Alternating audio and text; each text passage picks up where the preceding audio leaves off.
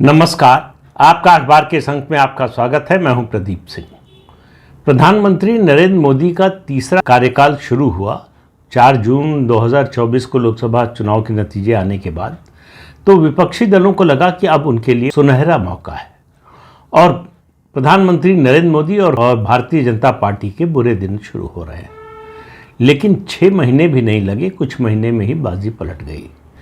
इस समय जो राजनीतिक परिस्थिति है, मुझे लगता है कि पिछले 10 साल में विपक्ष के लिए सबसे बड़ी आफत का मौका है, सबसे बड़ी मुसीबत का मौका है। हुआ क्या है, संसद का बजट सत्र शुरू हो गया है, कल से शुरू हुआ और ये पहला चरण उसका जो है 13 फरवरी तक चलेगा। फिर दूसरा चरण 10 मार्च से शुरू होगा और 8 अप्रैल तक चलेगा। तो 2 हिस्सों में होता है बजट सत्र, आपको पता है। तो ऐसे में बजट सत्र शुरू होने से पहले, और आप याद कीजिए 2014 से अब तक के जितने संसद के सत्र हुए हैं, ज़्यादातर कुछ अपवाद भी मिल जाएंगे आपको, उनके पहले जो है विदेश से कोई खबर आती थी, कोई मुद्दा आता था और सत्र शुरू होने से 24 घंटे या 48 घंटे, ज़्यादा से ज़्यादा 72 घंटे पहले, और कोई ऐसी वेबसाइट पर वो खबर चलती थी या किसी विदेशी मीडिया पर खबर चलती थी जिसको विपक्ष और ख़ास तौर से कांग्रेस पार्टी, राहुल गांधी जोर शोर से उठाते थे। उनको लगता था कि ये उनका यूरेका मोमेंट है, बस मिल गया। तो उनको लगता था बस ये मुद्दा चलाया हमने और मोदी की सरकार गिरी, और गिरी नहीं तो गहरे संकट में तो फंसी जाएगी। हर बार उस विषय को मुद्दा बनाने में विपक्ष और कांग्रेस पार्टी असफल रहे, लेकिन राहुल गांधी मानने को तैयार नहीं थे। अब मुश्किल ये है कि जहाँ से जिस फैक्ट्री से ये मुद्दे बनकर आए थे, उस फैक्ट्री पर ताला लग गया है। 3 सोर्स थे इसके। एक सोर्स था जो बाइडेन, जो अमेरिका के उस समय राष्ट्रपति थे, उनके एडमिनिस्ट्रेशन की ओर से। दूसरा सोर्स था अमेरिका का डीप स्टेट, जो ऐसे मुद्दों को प्रोवाइड कराता था और इसके लिए कवर फायर प्रोवाइड कराता था और दुनिया भर में उसके लिए माहौल बनाता था। और तीसरा था जॉर्ज सोरोस, जो अपने आप को तुर्रम खां समझता था। इतने देशों में सत्ता बदल चुका हूँ, तख्ता पलट करा चुका हूँ, भारत में भी कराना है, इतने अरब रुपए का फंड रखा है, इतने $1000 करोड़ का फंड रखा है और रिजीम चेंज कराना है भारत में, मोदी सरकार को हटाना है। ये सब उसका घोषित लक्ष्य था। और उस जॉर्ज सोरोस से दोस्ती थी कांग्रेस पार्टी के नेताओं राहुल गांधी और राहुल गांधी के सलाहकारों की। और उसी का एक ब्रांच कह लीजिए, एक सहायक संगठन था हिंडनबर्ग, जिसके जरिए 2 बार अडानी ग्रुप पर अटैक कराने की कोशिश हुई।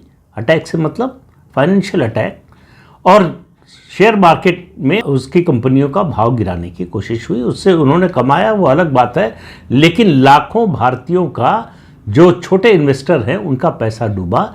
इसका जिम्मेदार कौन है? हिंडनबर्ग तो अपना पैसा कमाने के लिए कर रहा था। उसको मुद्दा बनाकर भारतीय नागरिकों का, जो शेयर मार्केट में अपनी गाड़ी कमाई का निवेश करते थे, उनका पैसा जो गया, उसके लिए अगर इस देश की विपक्षी पार्टियां, राहुल गांधी जिम्मेदार नहीं है तो आखिर कौन जिम्मेदार है? तो जो बाइडेन गए और डोनाल्ड ट्रंप अमेरिका के नए राष्ट्रपति बन गए। तो अमेरिकी प्रेसिडेंट के ऑफिस से, यूएस एडमिनिस्ट्रेशन से जो इस तरह के एजेंडे चलाए जाते थे, वो आना बंद हो गए, बल्कि उसका उल्टा होने जा रहा है। और लगातार ट्रंप प्रशासन कह रहा है कि ऐसी बहुत सी संस्थाएं हैं लेफ्ट इकोसिस्टम की, जो अमेरिकी पैसे का इस्तेमाल करके दुनिया भर में इस तरह का एजेंडा चलाने की कोशिश चलाती थी। उनकी फंडिंग बंद की जाएगी। तो यूएस एडमिनिस्ट्रेशन से फंडिंग बंद हो गई, मुद्दे आना बंद हो गए। अमेरिकी डीप स्टेट, उसके सख्त खिलाफ डोनाल्ड ट्रंप, उसकी दुकान में जो है वो उस शटर गिरने ही वाला है। जॉर्ज सोरोस की तो दुकान ही बंद हो गई। और उसके अलावा हिंडनबर्ग, उसने तो अपने गले में फंदा डाल के खुद ही जो है वो फांसी पे लटक गया। उसने कहा कि मेरे पास अब आइडिया नहीं है। उसको समझ में आ गया कि उसके आइडिया अब कमाई का जरिया नहीं बन सकते। अपने आइडिया के जरिए वो अब कमाई नहीं कर सकता। लेकिन सवाल ये है कि इन लोगों का तो धंधा बंद हो गया, दुकान बंद हो गई, किसी की शटर गिर गया, किसी का, और किसी ने जो है फांसी लगा ली। विपक्ष क्या करे, कांग्रेस पार्टी और राहुल गांधी क्या करें? मुद्दे कहां से लाएं? उनके पास अपने तो मुद्दे हैं नहीं कोई। आप 10 साल का रिकॉर्ड देख लीजिए, कांग्रेस पार्टी ने कोई एक मुद्दा उठाया हो जो भारत के लोगों से जुड़ा हुआ हो, जो भारत की जमीन से जुड़ा हुआ है, लोगों की रोजमर्रा की जरूरतों से, उनकी परेशानियों से जुड़ा हुआ हो। बोलने को भाषण में जरूर बोल देते हैं, महंगाई बेरोजगारी की बात कर देते हैं, लेकिन उस मुद्दे को लेकर कभी कांग्रेस पार्टी सड़क पर नहीं उतरी। कांग्रेस पार्टी सड़क पर उतरी तो सोनिया गांधी और राहुल गांधी की ईडी की पूछताछ पर उतरी, उसके खिलाफ सड़क पर आए। वो अडानी के मुद्दे पर सड़क पर आए, हिंडनबर्ग की रिपोर्ट पर जो है संसद से सड़क तक उन्होंने जो है विरोध प्रदर्शन किया। ये उनका दुर्भाग्य या सौभाग्य कहिए कि विपक्ष के बाकी दल जो है उनको समझ में सारा खेल आ गया कि ये मुद्दे चलते नहीं इनके, और इनके साथ खड़े रहकर इन मुद्दों पर हमारी किरकिरी और हो रही है, हमारा जनाधार और जा रहा है। तो पिछले सत्र में यानी शीतकालीन सत्र में राहुल गांधी ने जब मुद्दा उठाया हिंडनबर्ग का, तो उनके साथ कोई नहीं आया। अडानी अंबानी पर भी जो उनके हमले हैं लगातार, उससे मैं पहले बता चुका हूं आपको, विपक्षी दल, उनके जो साथी दल हैं वो तो असहमत है ही। कांग्रेस की पार्टी के अंदर असंतोष है इसको लेकर, जिस तरह से इन मुद्दों को लगातार राहुल गांधी उठा रहे हैं। तो अब मुद्दा कहां से लाएं? मुद्दा सप्लाई करने वाली वो चेन जो थी वही बंद हो गई, डिसरप्ट हो गई। तो अब बाहर से कोई मुद्दा आ नहीं रहा है। तो भारत विरोधी जितनी ऐसी संस्थाएं थीं, एक एक करके सबकी दुकान बंद हो रही है। और राहुल गांधी की मोहब्बत की दुकान में तो माल ही उन्हीं का था। तो अब राहुल गांधी की मोहब्बत की दुकान कहाँ जाएगी? उसकी बात तो ऐसा, हालांकि वो भी आजकल नहीं करते। मोहब्बत की दुकान का क्या हश्र होने वाला है, उसका क्या भविष्य है, उसकी क्या गति होने वाली है, ये उनको शायद कुछ अंदाज़ा हो गया था, इसलिए उन्होंने मोहब्बत की दुकान की बात करना बंद कर दिया है। वो पिछले लोकसभा चुनाव से जो है संविधान, जाति की गणना, ये खास तौर से इन दो मुद्दों की बात कर रहे हैं। और अडानी अंबानी तो उनका स्टेपल डाइट है, उसके बिना तो उनको लगता है खाना उनका पचता नहीं, स्वास्थ्य गड़बड़ हो जाएगा अगर अडानी अंबानी का जिक्र नहीं करेंगे। इन तीनों में से कोई मुद्दा नहीं चल रहा। आरक्षण का मुद्दा जरूर लोकसभा चुनाव में कुछ वर्गों पर उसका असर हो गया था, वो भी उससे उबर गए, उनको समझ में आ गया कि ये झूठ था। तो झूठ कांग्रेस का पकड़ा गया, विपक्ष भी इसमें शामिल था, बहुत सारे दल शामिल थे, उनका भी झूठ पकड़ा गया। ये बात एक बार नहीं कई बार साबित हो गई, हरियाणा के चुनाव में हो गई, जम्मू के चुनाव में हो गई, और इसके अलावा जो है ये बात महाराष्ट्र के चुनाव में तो पूरी तरह से साबित हो गई। अगर कोई शंका की गुंजाइश थी तो वो सब लोगों ने, मतदाताओं ने खत्म कर दी महाराष्ट्र विधानसभा के चुनाव का जिस तरह का नतीजा आया। ऐसी बात होती है तो बहुत से लोग कहते हैं कि झारखंड का जिक्र नहीं करते। बिल्कुल सही बात है, झारखंड में जेएमएम की जीत हुई, झारखंड में बीजेपी के आदिवासी एजेंडे की हार हुई। कांग्रेस की उस जीत में कोई योगदान नहीं है कांग्रेस का, कांग्रेस को उसका कोई फायदा नहीं मिला, और वो कांग्रेस के एजेंडे के कारण वो जेएमएम की जीत नहीं हुई। जेएमएम की जीत अपने एजेंडे के कारण हुई, और उसमें संविधान का मुद्दा नहीं था, उसमें जाति की गणना का मुद्दा नहीं था। तो इसलिए झारखंड में कांग्रेस का जो है एजेंडा, राहुल गांधी का एजेंडा चल गया हो, ऐसा दावा तो कांग्रेस पार्टी भी नहीं कर सकती है, तो कर भी नहीं पा रही है। जम्मू कश्मीर में जो हाल हुआ, जम्मू में तो साफ हो गए, घाटी में कुछ बचा ही नहीं, और हरियाणा और महाराष्ट्र में क्या हुआ ये कई बार बता चुका हूँ। तो अब मुद्दों का बड़ा अकाल हो गया है। तो मुद्दों का अकाल हो गया तो बहुत से ऐसे जीव होते हैं जो कुछ खाने को नहीं मिलता है तो अपने को ही खाने लगते हैं, कुछ जीव ऐसे होते हैं जो अपने बच्चों को खा जाते हैं। तो कांग्रेस पार्टी की हालत वही हो गई है। कांग्रेस पार्टी ने कल देश की पहली महिला आदिवासी राष्ट्रपति पर हमला किया, उनका अपमान किया। उनके पास कोई मुद्दा नहीं था। राष्ट्रपति ने जो कस्टमरी भाषण होता है, संसद के दोनों सदनों का संयुक्त अधिवेशन होता है हर बजट सत्र के पहले दिन, उसमें उनका भाषण हुआ। जाहिर है कि राष्ट्रपति का जो भी भाषण होता है, और आज से नहीं, आज़ादी के बाद से राष्ट्रपति के अभिभाषण में उस समय की जो केंद्र सरकार होती है उसने पिछले दिनों में क्या काम किया है और उसका आगे का एजेंडा क्या है, भविष्य का रोड मैप क्या है, ये बताया जाता है। उस भाषण के बाद निकलने के बाद पूरा परिवार एक साथ था। सोनिया गांधी, राहुल गांधी, प्रियंका वाड्रा, तीनों खड़े थे। अब आप देखिए, कांग्रेस पार्टी में और कोई नेता दिखाई ही नहीं देता। संसद सत्र के दौरान सदन से बाहर जो भी मीडिया ब्रीफिंग होती है या मीडिया के लोगों से बातचीत होती है, परिवार के लोग आते हैं। तो ये पूरी तरह से परिवार की प्राइवेट लिमिटेड पार्टी बन गई है। अब वो आंख की शर्म भी खत्म हो गई कि पार्टी के प्रवक्ताओं को आगे किया जाए या सदन में जो नेता हैं उनको आगे किया जाए। राहुल गांधी विपक्ष के नेता हैं, उनका जवाब सुनिए।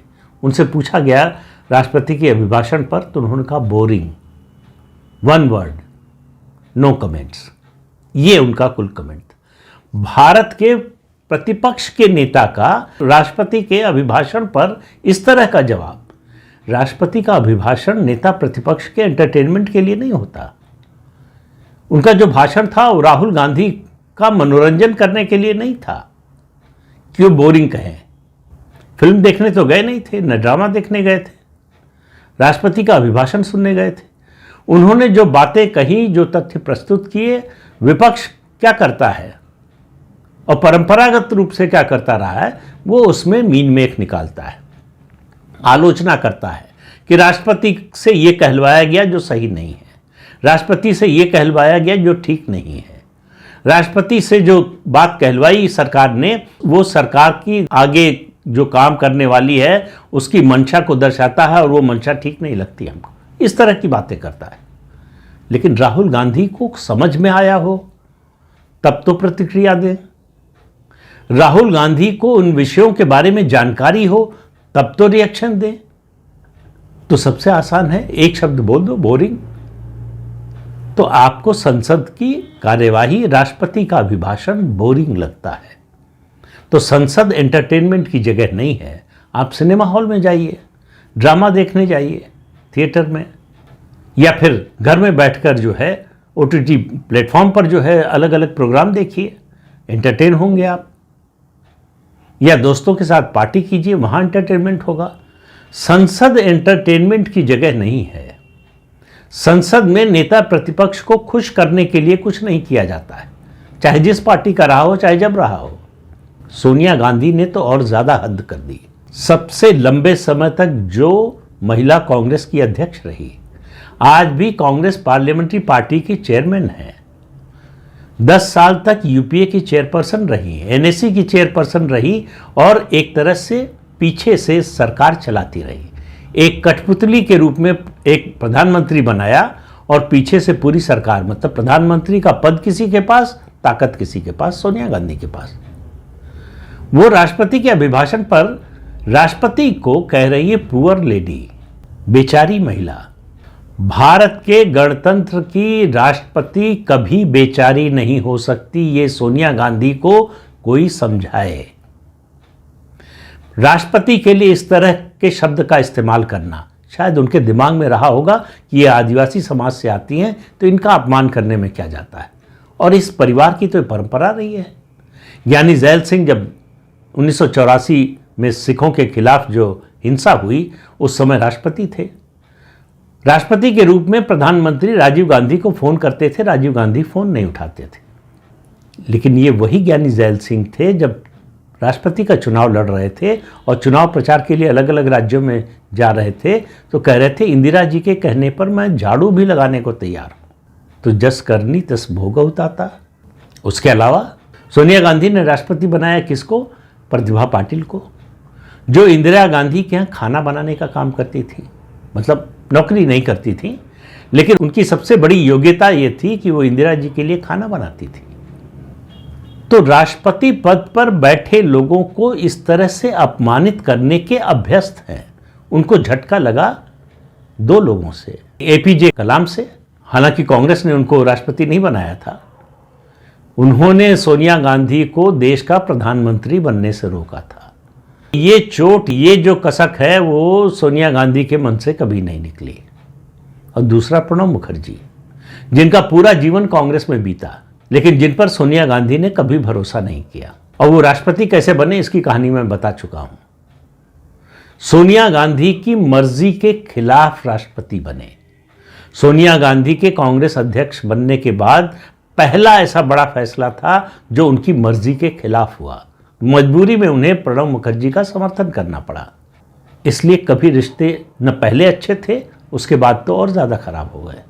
इसलिए कांग्रेस वर्किंग कमेटी ने उनके निधन के बाद कोई औपचारिक शोक प्रस्ताव पास नहीं किया। तो जो परिवार राष्ट्रपतियों को, और उसके बाद मनमोहन सिंह तो सबसे बड़ा उदाहरण है, प्रधानमंत्री को इस तरह से ट्रीट करता रहा हो जैसे उनके घरेलू सहायक हो, आदत में है, उनका जो सेंस ऑफ एंटाइटलमेंट है वो उनसे करवाता है। उनको लगता है कि हम राजा हैं, महाराजा हैं, हम इस देश पर राज करने के लिए, हम किस पद पर हैं इससे कोई फर्क नहीं पड़ता, सामने वाला किस पद पर है इससे कोई फर्क नहीं पड़ता। हमारे सामने सब छोटे हैं, हमारे सामने सबको नतमस्तक होना चाहिए, हमको किसी का अपमान करने का अधिकार है। सोनिया गांधी का ये वक्तव्य उसी का नतीजा है। तो अब कोई मुद्दा मिल नहीं रहा है तो हमला सीधे राष्ट्रपति पर हुआ। शायद उनको पता नहीं है, या पता है तो इस बात को वो महत्व नहीं देती कि भारतीय संविधान की व्यवस्था में जिस संविधान की प्रति लेकर उनका बेटा रोज घूमता है और जेब से निकाल के दिखाता है हर सभा में, उस संविधान की व्यवस्था में राष्ट्रपति सर्वोच्च संवैधानिक पद है। उनका अपमान संविधान का अपमान है। तो संविधान का कैसे सम्मान कांग्रेस करती है, इसका तो इतिहास भरा पड़ा है, वर्तमान भी देख लीजिए। तो कांग्रेस जब भी संविधान के सम्मान की बात करती है, संविधान की रक्षा की बात करती है, तो उसकी कथनी नहीं करनी देखनी चाहिए। और उसकी करनी एक बार फिर सामने आई देश के। उनकी पार्टी के लोग पहले भी अपमान कर चुके हैं। जब वो राष्ट्रपति का चुनाव लड़ रही थी, कांग्रेस पार्टी ने उनका विरोध किया। देश में पहली आदिवासी महिला राष्ट्रपति बनने जा रही थी, ये बात कांग्रेस पार्टी को मंजूर नहीं थी, बर्दाश्त नहीं थी, इसलिए विरोध किया। और चुने जाने के बाद उनका अपमान कराया, ऐसे बयान दिए या दिलवाए गए। तो अब भी वो कसक मन से निकली नहीं है। ये राहुल गांधी और सोनिया गांधी दोनों के बयानों से बड़ा स्पष्ट है। और अगर उन लोगों को लगता है कि इस देश के लोग इस बात को समझते नहीं हैं तो बड़ी गलतफहमी में है। अभी एक दिन पहले ही राहुल गांधी का बयान आया कि 90 के दशक में दलित और पिछड़ा वर्ग के लोग कांग्रेस से दूर हो गए। उनको गलतफहमी है। पिछड़ा वर्ग के लोग तो वैसे कम से कम उत्तर भारत में तो कभी कांग्रेस के साथ नहीं थे। आदिवासी वर्ग और दलित वर्ग आज भी कांग्रेस से दूर है और इन्हीं कारस्तानियों के कारण दूर है। इस तरह का बयान देकर अगर ये समझते हैं गांधी परिवार के लोग कि आदिवासी और दलित उनके साथ आ जाएंगे, तो ये इससे बड़ी गलतफहमी क्या हो सकती है। तो इस अंक में इतना ही। अगले अंक में फिर मिलेंगे किसी नए मुद्दे के साथ। तब तक के लिए अनुमति दीजिए। आपसे अनुरोध है कि ये चैनल देखिए, शेयर कीजिए, लाइक कीजिए और सब्सक्राइब जरूर कीजिए। नमस्कार।